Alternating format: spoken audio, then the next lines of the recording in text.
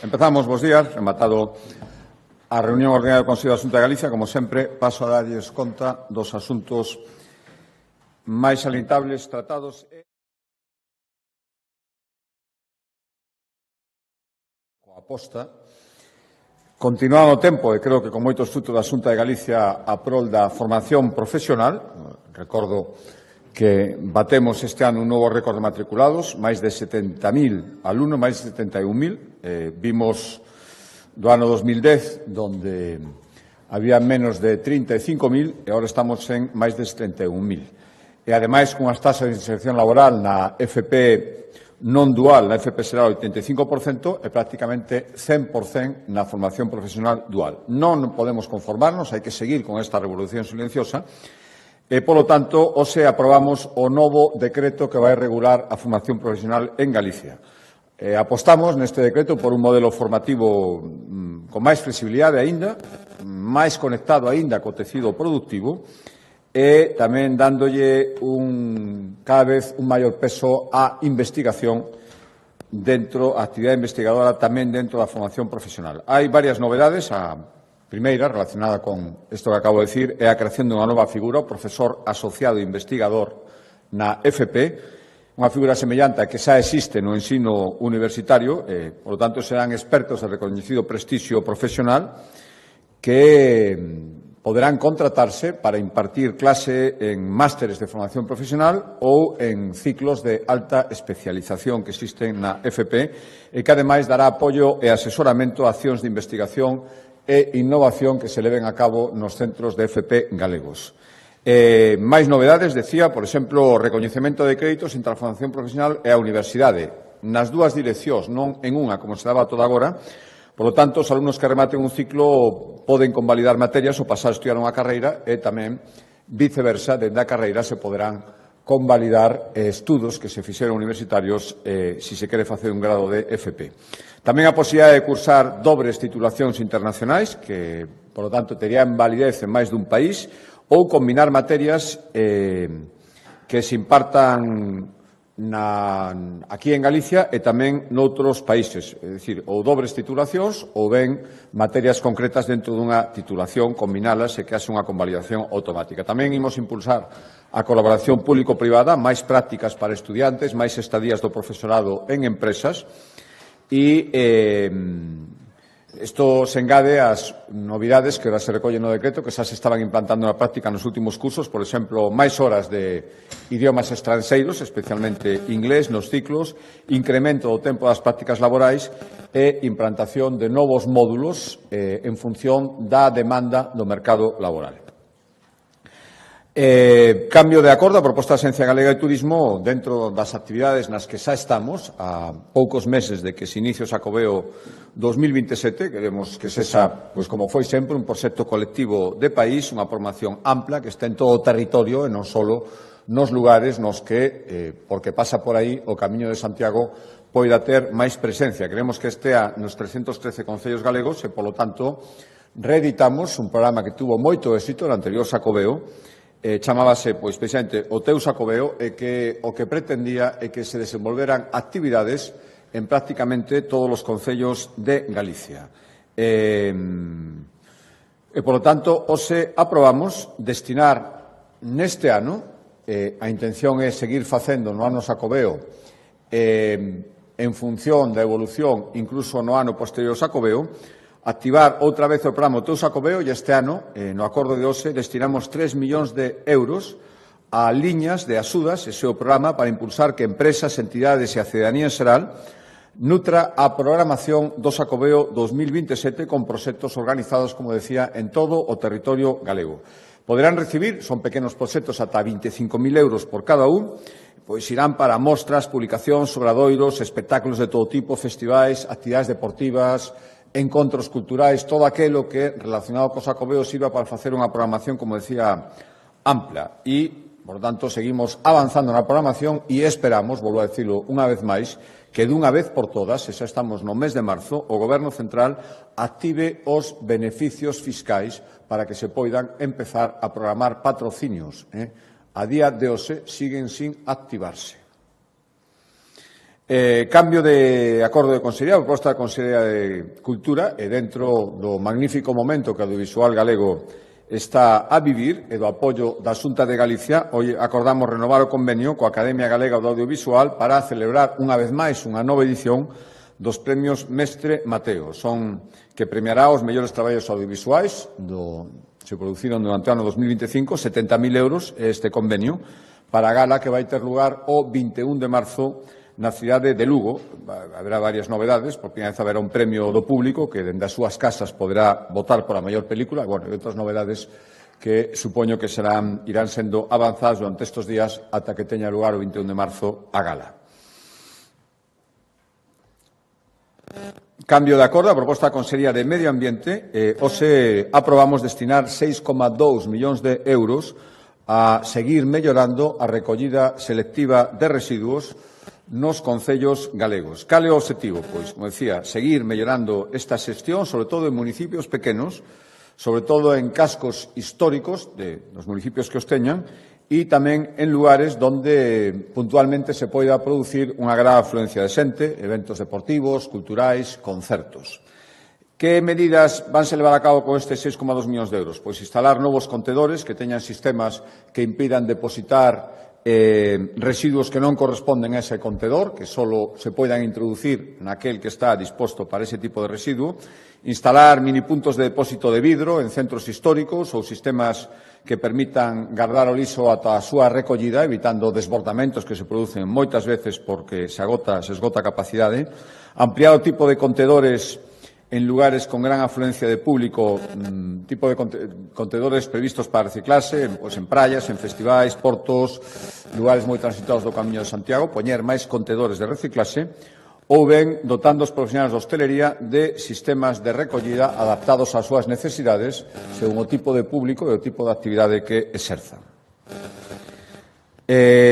Outro acordo, tamén a proposta da Consellería de Medio Ambiente, ten que ver co verquido de finais do ano 23 do buque Tocanao. Recordarán que no seu momento a Xunta de Galicia tivo uns gastos importantes, 2,3 millóns de euros, na limpeza de praias, nas medidas de prevención, nas análisis que houbo que facer sobre o material. Solicitamos en varias ocasións ao Goberno Central que tenga as competencias en materia de loita contra a contaminación mariña, que reclamara estes gastos a quen orixinou este vertido, estes gastos que se ocasionaron, cando menos a Xunta de Galicia, xa reclamar o seu ou non, xa é a súa decisión, e como ata agora nada se fixo nese sentido, acordamos recorrer á Xustiza para que o Goberno Central inicie o procedimento de exixencia de responsabilidade, xa que non houbo maneira de que o fixera voluntariamente, e se poidan recuperar eses gastos nos que incurriu a Xunta de Galicia no ano 2023. E, ademais,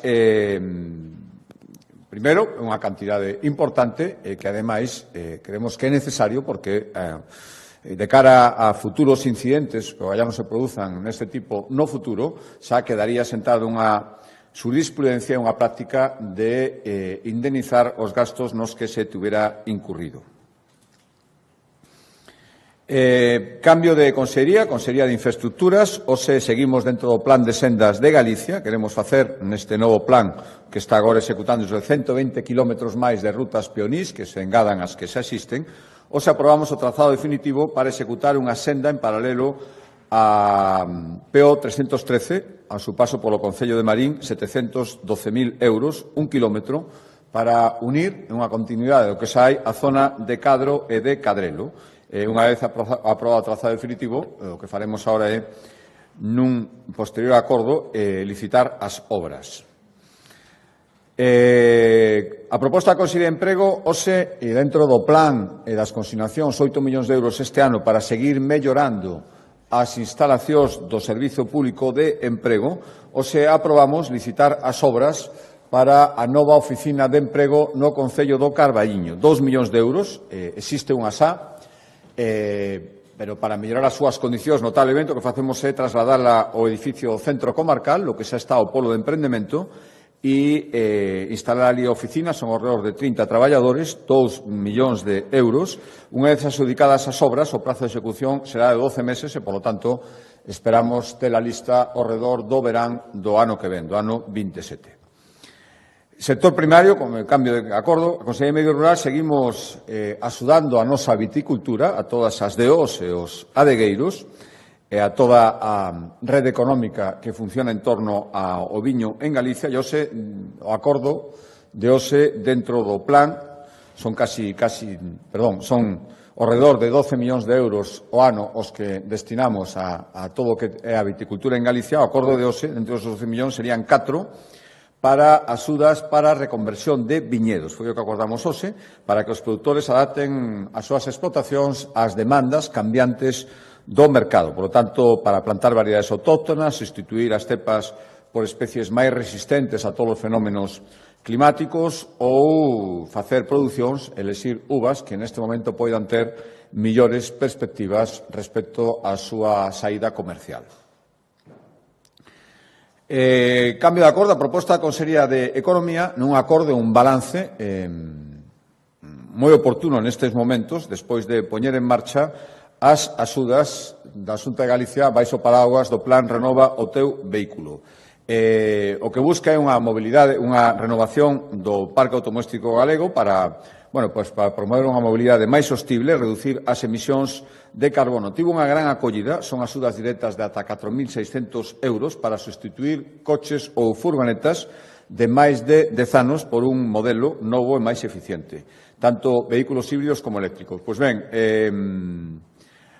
a edición deste ano abriu o seu período de solitude o 22 de xaneiro e en apenas 3 semanas, 3,5 millóns de euros, esgotouse o crédito. Isto, é unha moi boa nova, vendo ademais como está a perspectiva a nivel nacional respecto á venda de vehículos.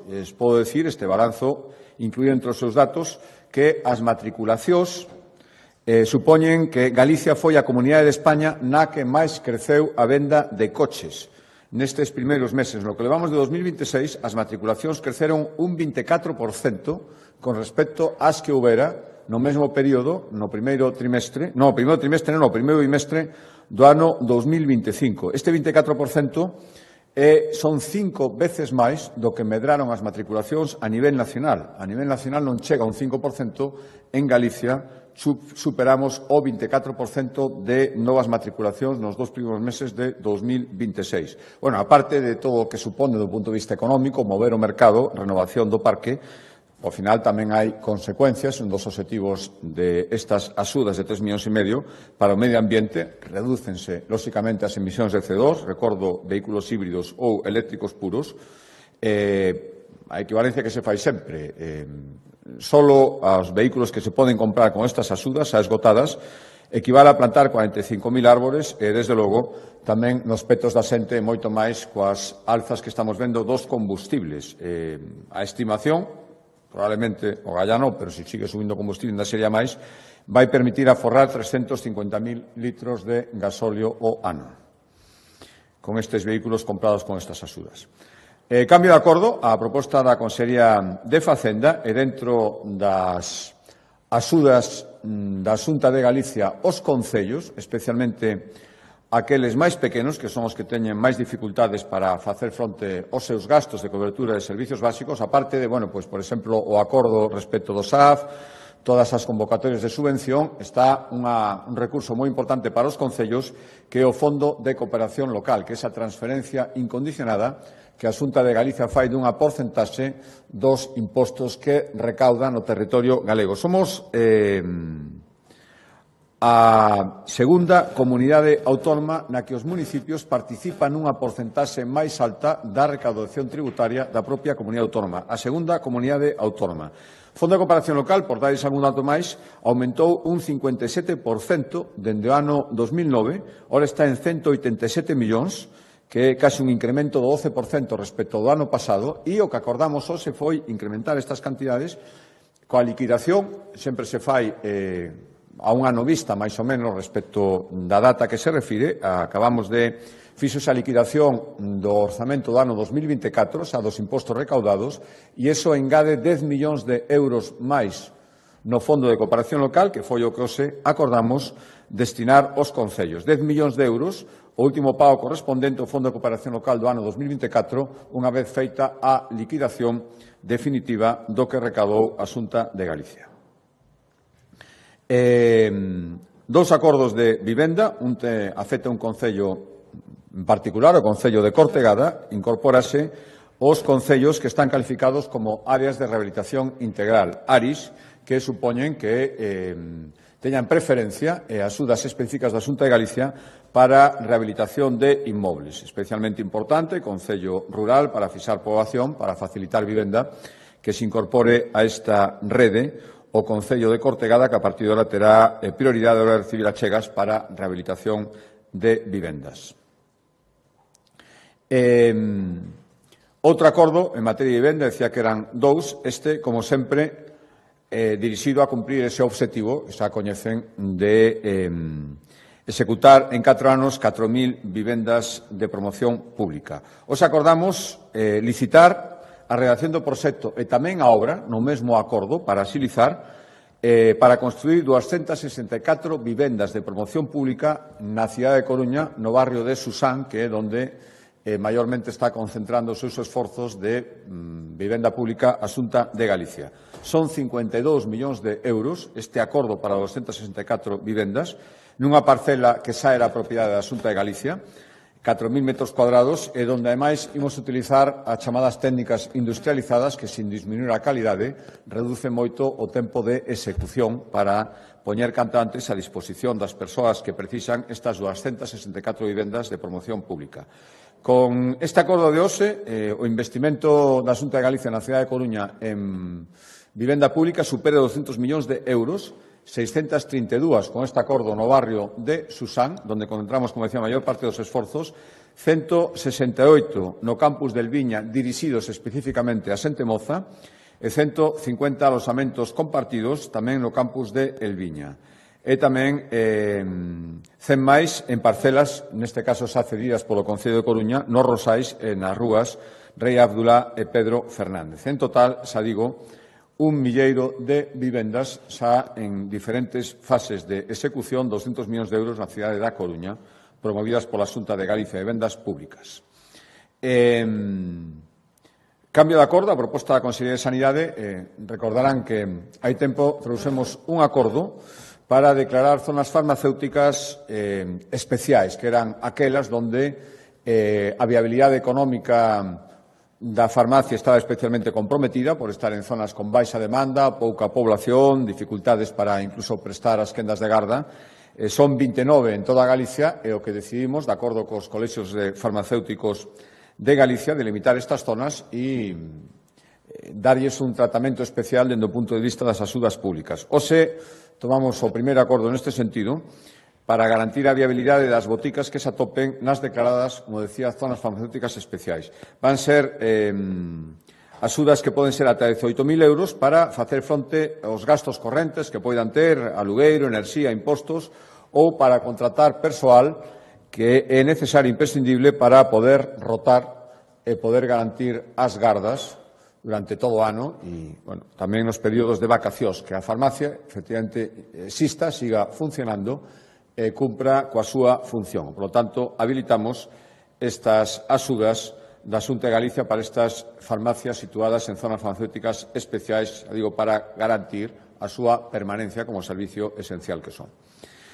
Outro acordo de sanidade, dous acordos máis de sanidade, un é destinar, acordamos, 7,1 millóns de euros para apoiar a 5 entidades que prestan atención a 4.600 persoas que teñen trastornos adictivos. As 5 entidades son a Fundación Monte do Gozo, a Asociación Cidadá de Loita contra a Droga da Coruña, a Asociación Ferrolá de Drogodependencias, a Cruz Vermella de Lugo e a Asociación Alborada de Vigo. Estas 5 entidades traballan con persoas con trastornos adictivos, 4.600, e a Xunta de Galicia acorda axudarlles, apoiarlles con este acordo de 7,1 millóns de euros que se engade, recordarán que de 1 de xaneiro, e despois de pactalo coa Federación Galega de Municipios e Provincias, a Xunta de Galicia asumiu totalmente as 13 unidades de atención á drogodependencia que xa están integradas no Sergas, no Sistema Galego de Saúde, que, por lo tanto, xa non dependen, como a toda agora, dos 13 concellos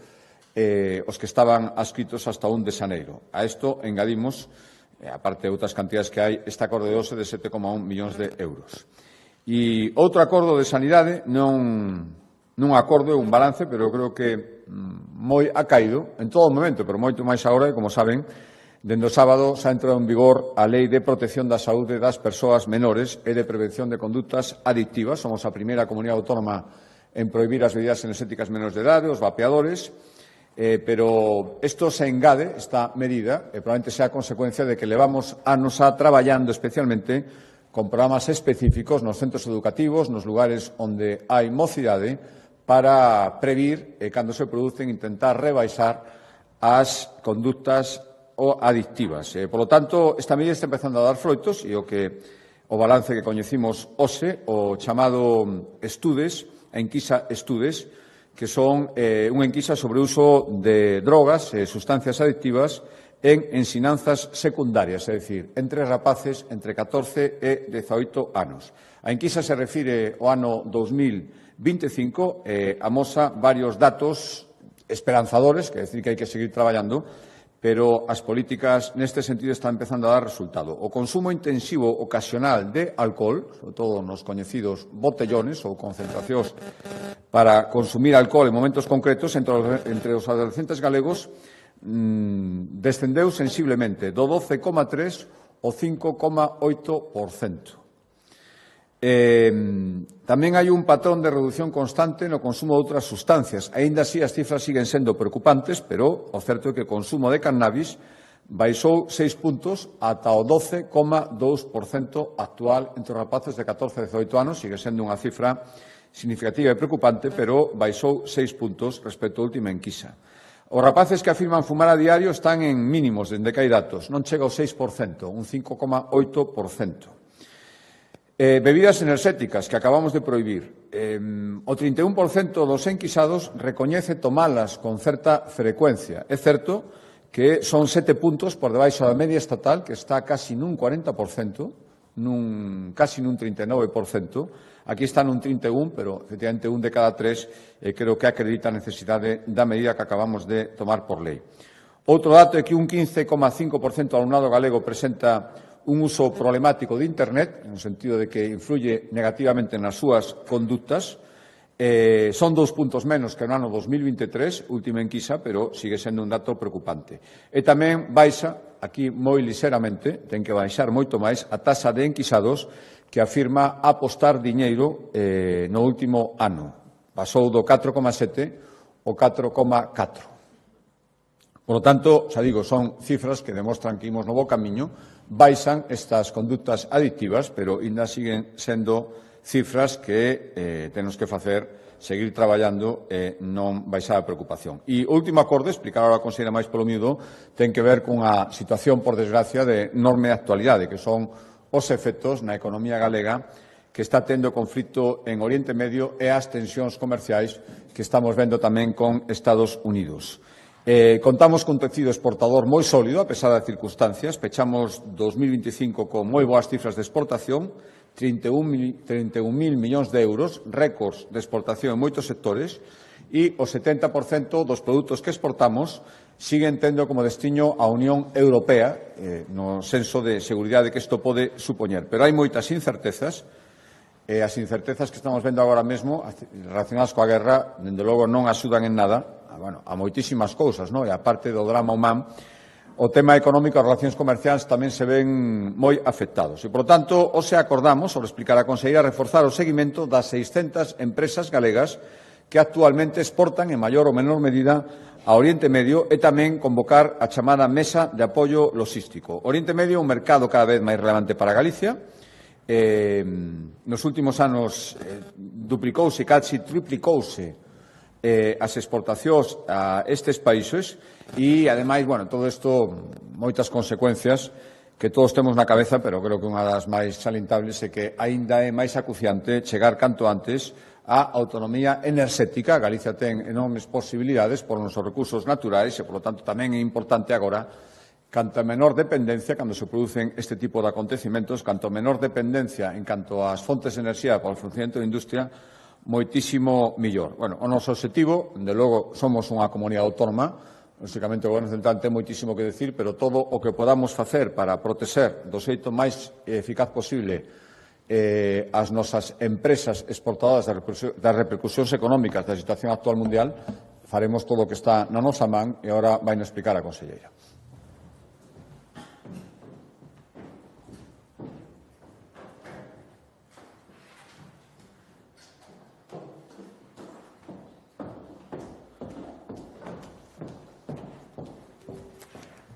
Ben, pois, bo día e grazas, presidente.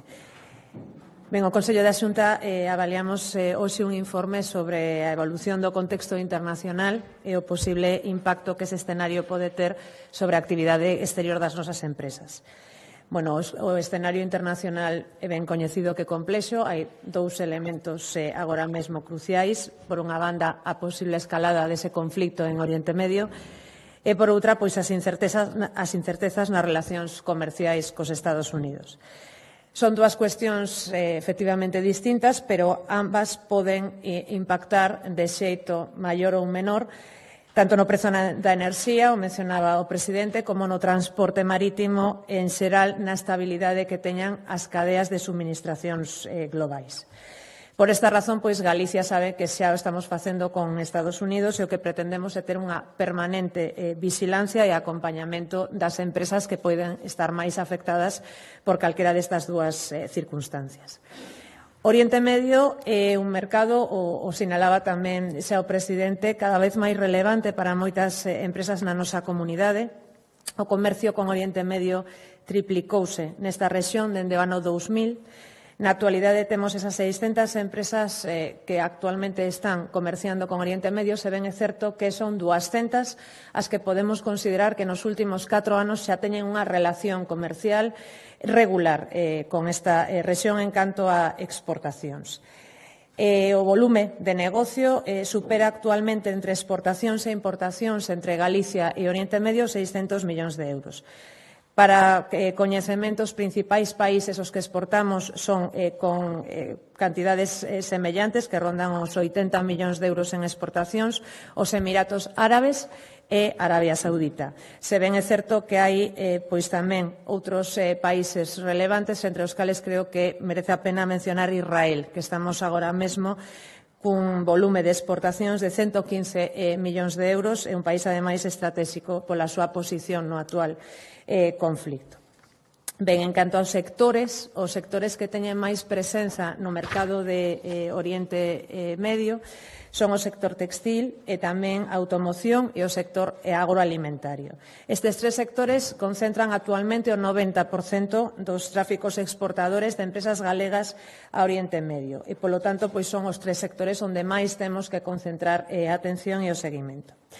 Pero, en segundo lugar, ao marxe destas cifras exportadoras como tales, é certo que o principal impacto económico, e dicíamos tamén cando falábamos das relacións comerciais con Estados Unidos, moitas veces non é tanto o impacto directo, senón o impacto indirecto que se poida producir. O impacto maior pois pode ser o enerxético. Se o prezo do petróleo aumenta, pois serase un efecto en cadea que afectará a numerosos sectores da economía, dende a subida do custo do combustible, o encarecemento do transporte marítimo e o aumento do custo de materias primas e tamén de seguros logísticos.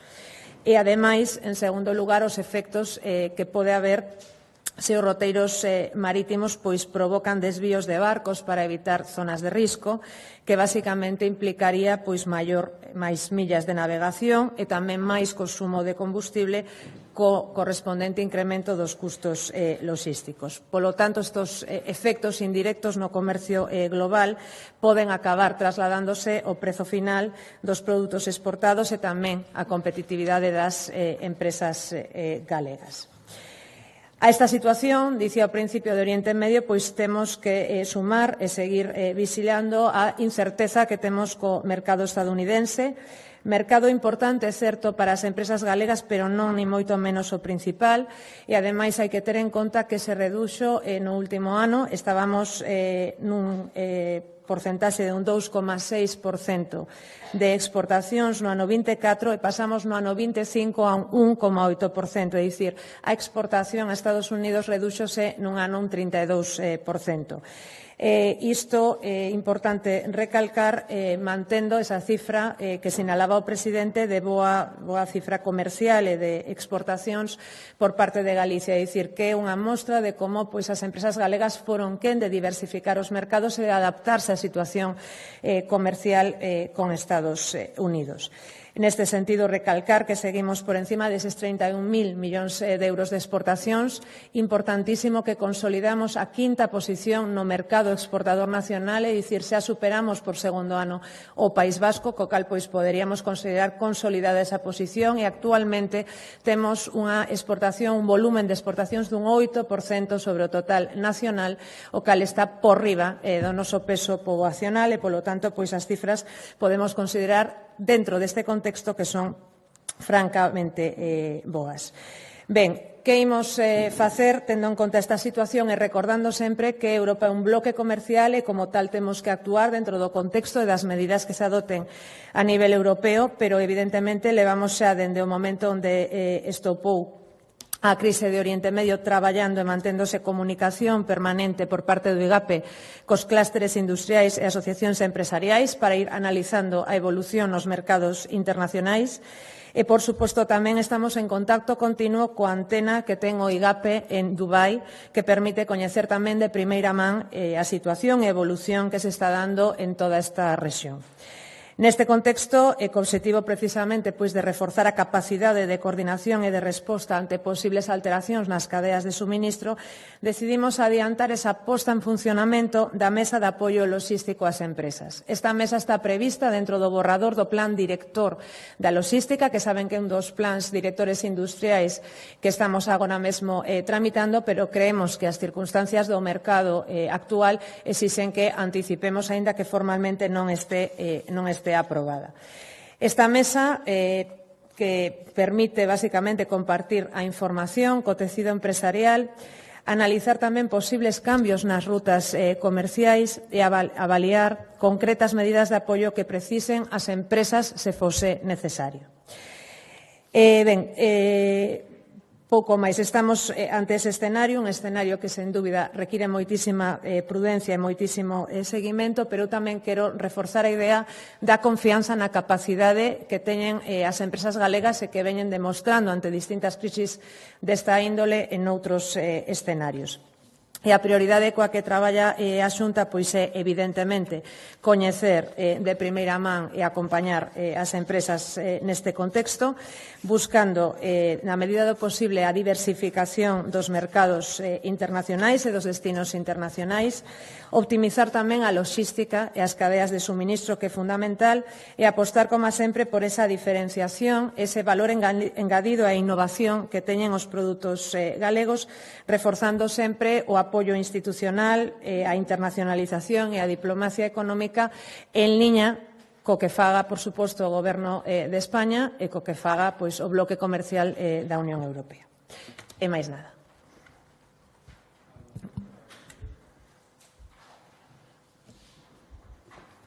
Listo.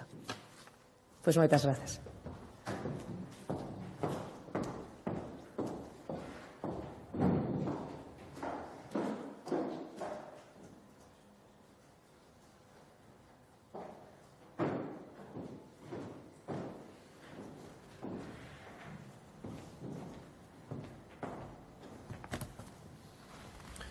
Bo día, presidente. A este respecto, quería saber un pouco correlacionado coa guerra, coa situación de conflicto, se mantiveron xa algún contacto con sectores que se poidan ver afectados por parte da Xunta e tamén no pleno de mañá tanto o Grupo Socialista como o BNG adiantaron que van a levar unha proposta de declaración institucional de non á guerra. Quería saber se teñen coñecemento e se están abertos a apoiala, a que haxa unha unanimidade. Grazas. Sí, bueno, un pouco o que acaba de expoñer a conselleira vai nese sentido de manter contactos e contactos estreitos. A verdade é que todo isto non acaba de facer máis que empezar. O gallá remate canto antes, pero imos ver as repercusións, as perspectivas.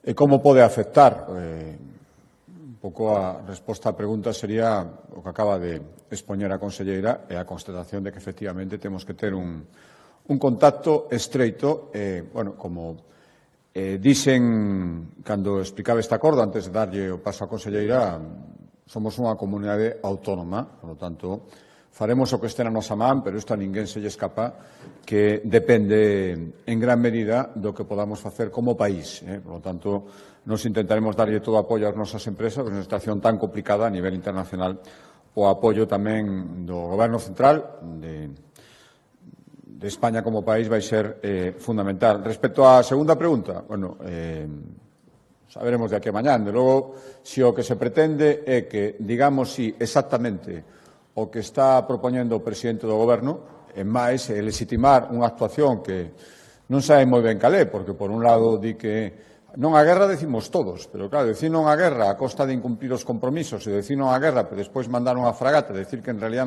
que se está mandando non ten nada que ver coa guerra, se ao final o que se busca, como metemos, e a presento o Partido Socialista, é, como sempre, legitimar calquer cousa que lle veña da Moncloa, se é así, non hai ninguna capacidade de negociación, pois o mellor é difícil, non o sei, de aquí a mañán, iso ao final será unha decisión do grupo parlamentario, é dicir que non coñezo esa declaración en profundidade, pero coñezo a actitude normal do Partido Socialista e moito me temo que simplemente cumpren órdenes de legitimar calquera cousa que se lle ocurra a Pedro Sánchez.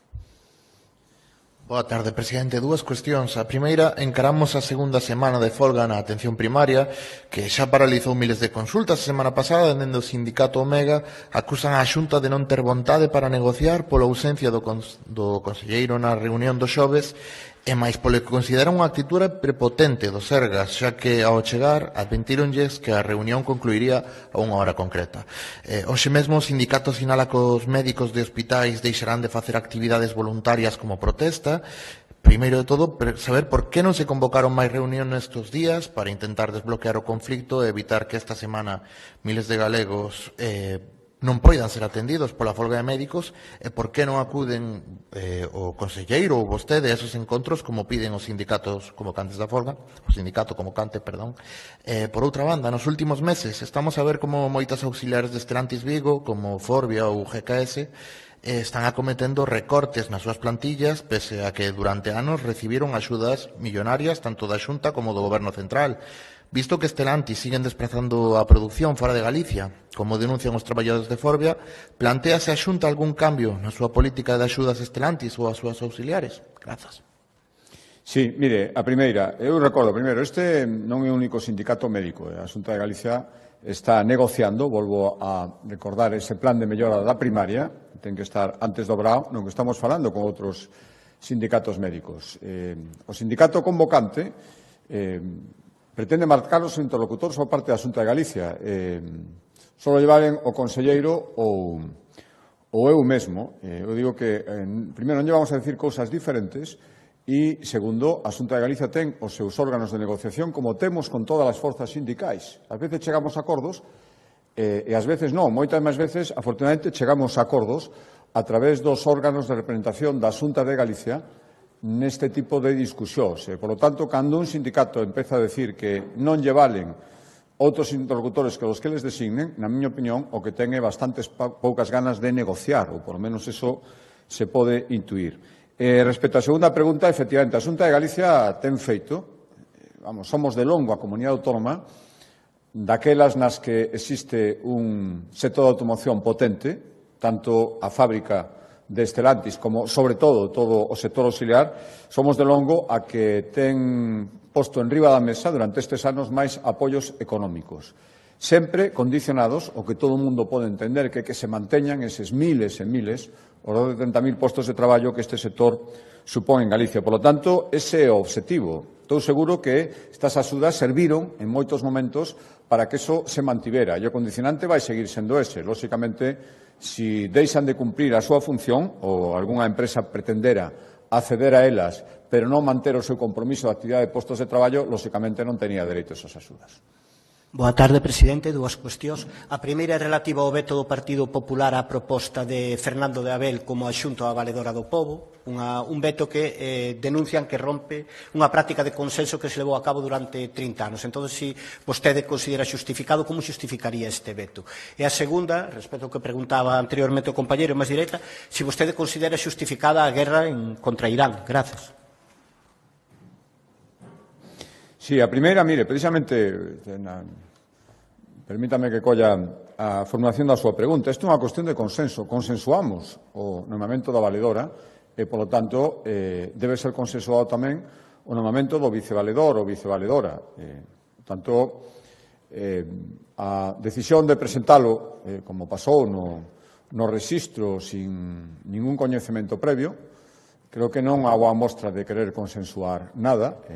Por tanto, isto debe ser así. Para consensuar nomes nunha institución que debe significarse por moitas cousas, pero pola imparcialidade dos seus máximos responsables máis que por ninguna outra cousa. E, por lo tanto, isto é o que pretendemos e isto é o que debería entender, comprendo que o Bloque pense que pode impoñer a súa vontade. Simplemente dar un nome ten que ser aceptado, pois o consenso consiste en dar un nome que poda ser consensuado e iso significa unha persoa con antecedentes de imparcialidade, como fixemos nos propoñendo a valedora. Respecto á segunda pregunta, mire, eu decía antes, non a guerra decimos todos, por suposto. Ningún queremos a guerra, por moitísimas razóns humanitarias as primeiras, pola xente que está morrendo, pola xente que pode morrer, polas repercusións económicas, pola repercusión na vida diaria de tantas empresas e de tantas persoas ao final que traballan nesas empresas. Pero España forma parte dunha serie de alianzas e creo que de nada sirve intentar mandar eslogans como fai Pedro Sánchez e ao mesmo tempo por detrás estar facendo o que por diante di que non fai, e ademais ter en conta as consecuencias. E, dende logo, a mí non me vale sacralizar unha parte, decir que unha parte boa e outra parte mala. Creo que as dúas partes teñen moitas cousas malas e, sinceramente, que Irán nos felicite pola nosa postura, con todo o que supoñía de restricción ás liberdades do goberno de Irán, non creo que ese é un bo síntoma. Bos días, presidente. Unas preguntas sobre a prohibición de bebidas enerxéticas a menores. Non sei se recibiron alguna queixa do sector do vending por esta medida, se teñen previsto algún tipo de compensación ou de medida para se houve queixas. Pero preguntaré se teñen pensado hacer algún tipo de sistema de verificación de idade das máquinas. Gracias. Bueno, a prohibición que agora afecta aos vapeadores e as bebidas enerxéticas xa se estableceu hai tempo respecto as bebidas alcohólicas, o tabaco e, polo tanto, os suministradores son os que teñen que garantir o cumprimento da lei. Eu comprendo que, cando se toman este tipo de medidas, teñen repercusións, pero hai un interese xeral que a saúde pública, sobre todo da xente máis moza, e iso que nos move a esta lei. E, polo tanto, os suministradores, as máquinas de vending, quen sexa, ten que establecer os seus mecanismos para garantir que a lei se cumpre.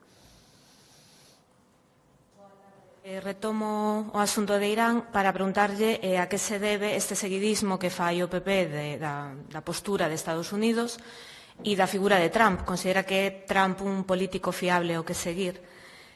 Por outra parte, quero lle preguntar, porque a Xustiza acaba de confirmar que os traballadores dos medios públicos galegos van denunciando bastantes anos, que hai represalias cando hai unha postura crítica cos enfoques das informacións que se fan nos medios públicos. Como valora vostede isto? Como cree que deixa o escenario esta sentencia? Sobre unha cuestión do Consello, fala de que van recorrer a Xustiza polo tema dos gastos da limpeza do Toconao. Quero lle preguntar se a Xunta xa remitiu, ou chegou a remitir a documentación cos gastos que reclamaba o Goberno Central, creo recordar que hai 2 anos, decía que non se remitira. Gracias. Eu creo que me manifestei, no Consello anterior sobre, por exemplo, cando Trump amenazou a España, non me gustou nada, parece unha bravuconada, e creo que non ten ningún dereito a amenazar así un país soberano. Por lo tanto, a mí hai moitas cosas de Trump que non me gustan, pero dito isto, volvo a decir que formamos parte de alianzas e respecto o resto de consideracións que vostede facía, non creo en absoluto que se estea facendo seguidismo de Trump dentro do meu partido. Se está mantendo unha postura lóxica e a que creo que hai que manter neste momento. Insisto, non a guerra, decimos todos, pero a responsabilidade tamén exixe non decir unha cosa e facer o contrario como está facendo Pedro Sánchez. Respecto á segunda pregunta, é unha sentencia judicial respecto a unha compañía e a valoración que vou facer na que a Xunta de Galicia non ten no seu día a día ningún tipo de responsabilidade, por lo tanto, calquera valoración dese tipo remítome o que poida facer a compañía ou a opinión que poida ter cada un. E non sei se había outra pregunta máis. Sí, respecto, nos intentamos dende o principio, se tomamos esta resolución, é porque non somos capaces de que se indemnicen estes danos, lóxicamente, por tanto, claro que se coñecen esa valoración, pero non hai ningún problema, volveremos a mandarlo ás veces que faga falta, se ao final é unha cuestión de vontade, e creo que de inteligencia e de protección colectiva, para que isto primeiro non volva a pasar, porque os buques que vayan con estas cargas saben que primeiro teñen que extremar as precaucións para que isto non suceda, e se suceda que ten que ter unhas consecuencias ao final orixinan uns gastos. Presidente, quería preguntarlle por unha denuncia que fai hoxe a Confederación de Empresarios de Galicia de que moitos tramos do AVE Vigo-Porto aínda non están nin sequera licitados, moito menos en obra, están a maioría en fase de estudios e de deseño. Eles tamén ven un maior impulso desta conexión por parte do goberno portugués con respecto ao goberno español. Non sei se comparte vostede esta preocupación. Gracias. Sí, absolutamente. A mí faime gracia as alegrías que se levan por parte do goberno español e certos políticos aquí tamén en Galicia cada vez que Portugal dá unha data un pouco adiada da data inicial. O mesmo primer ministro portugués falaba no cumio, tivo lugar en Ayamonte, me parece que foi a semana pasada, falaba do ano 32-33, movendo, pois, ni siquiera un ano. Eu volvo a remitirme o estudio que presentamos aquí absolutamente obxectivo, que non estaría ata o ano 38, por lo tanto, non querer falar desa circunstancia obxectiva de non estar hasta o ano 38 e fixarse solo en que ora Portugal fala o 32-33, cando ten que facer, ademais, moita máis infraestructura, moito máis kilómetros de vía, creo que unha postura de avestruz total. Eu o que diría ao meu goberno é que se poña a traballar e o gallá que cando a vía chegue ao noso lado da fronteira, pois aí que podan decir que ainda non chegaron os portugueses, pero para eso se teñen que poñer a traballar. Pasa que dubido moitísimo, por desgracia, que esa circunstancia se vaya a dar, máis ben vai ser o contrario. Outra cosa é que Portugal, vendo a actitude do goberno español, decida non facer o esforzo pola súa parte. Agardo que non sexa así. Sí, bons días. Acaba de comentar que o seu partido non facía seguidismo de Trump.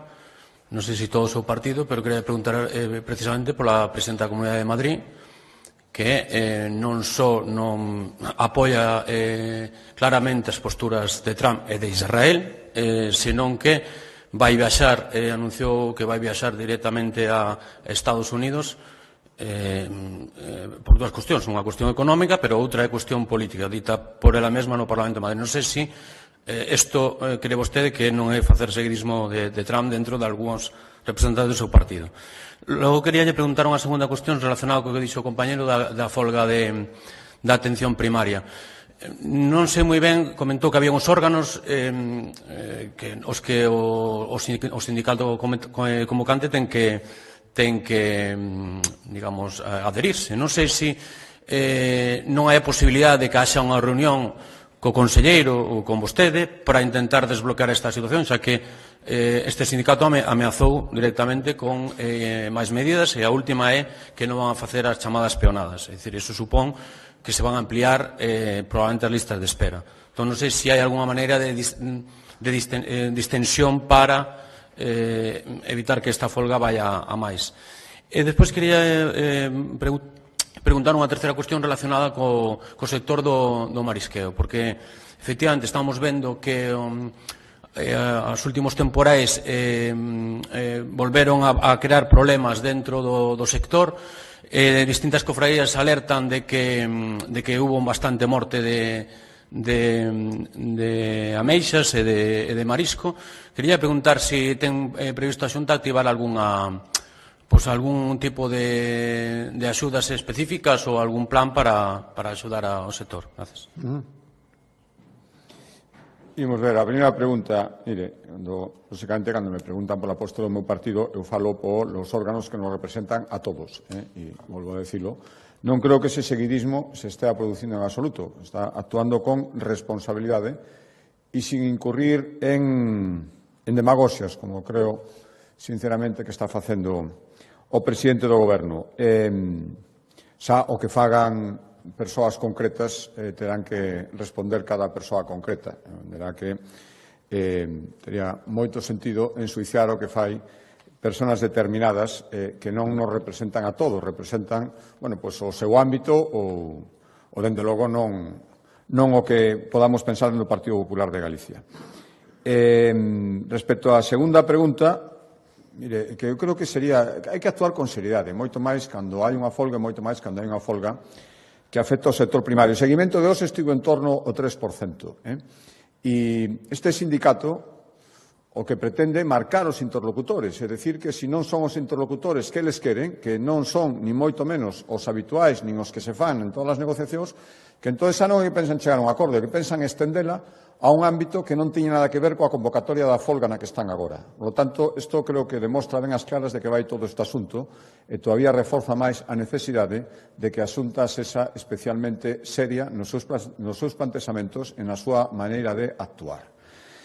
Respecto á terceira pregunta, sí, bueno, saben que a conselleira do Mar estivo durante estas últimas semanas sobre o terreo, ademais, avaliando os danos. Tivemos algunha alegría en algunha zona concreta, os mesmos maiscadoras decían que a situación non era tan mala como se pensaba, en outras zonas, efectivamente, o dano é importante. Por lo tanto, feita esta avaliación, acabamos de salir agora mesmo o gallá, que xa non teñan que volver máis temporais no que queda de inverno e primavera, unha vez determinados os danos, estamos nesa fase final, lóxicamente, se son necesarias axudas, entendo que algún tipo de axuda será necesaria, a Xunta de Galicia, como sempre, estará á altura. Muy bien, muchas gracias.